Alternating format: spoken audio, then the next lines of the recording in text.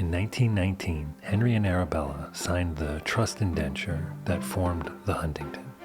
But in 1919, this was still a working ranch, and the library was still under construction, and Henry was still gung-ho for a citrus operation that he hoped would subsidize his plans for a public institution. At the time, almost half of his acreage was devoted to orange groves, and as a railroad man through and through, he made sure meticulous records kept track of the tens of thousands of crates of oranges, generating hundreds of thousands of dollars in revenue.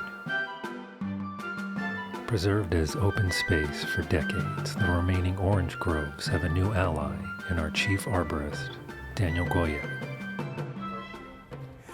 We are on the northwest edge of the historic Valencia orange grove.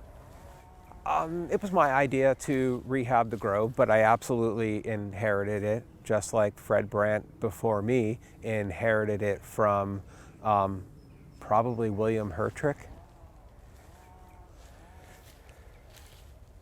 Yeah, so protecting the collections really is one of our essential jobs from a physical stewardship, preservation, and conservation perspective, because we think of ourselves as stewards through which this material is on a long arc passing through our hands towards an unknown future.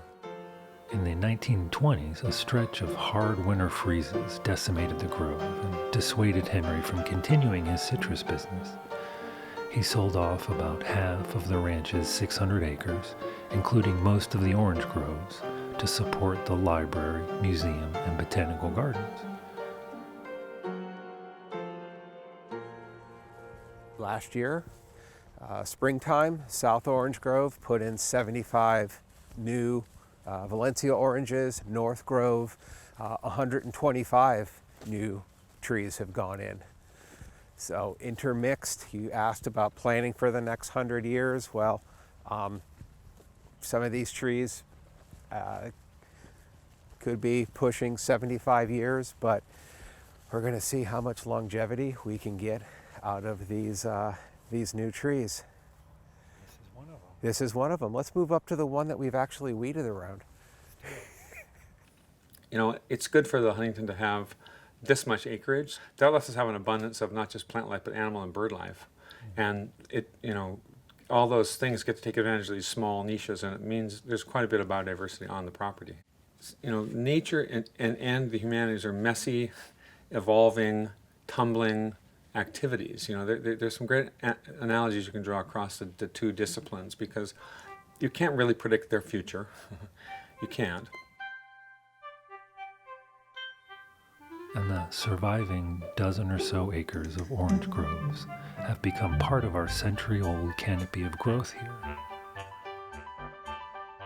Much like what the institution does with preservation of historic things, that's part of this benefit. Is here's something that was one of the first in this area commercial orange grove. Henry had been to Riverside, seen what they were doing there, and said, I have space, I can duplicate that over here. You know, there's a seasoning that takes place in scholarship that, you know, has to sort of unfold.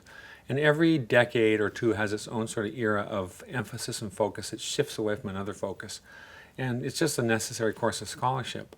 But it's also been the case on the property physically with the plants and the gardens have really also taken their own course.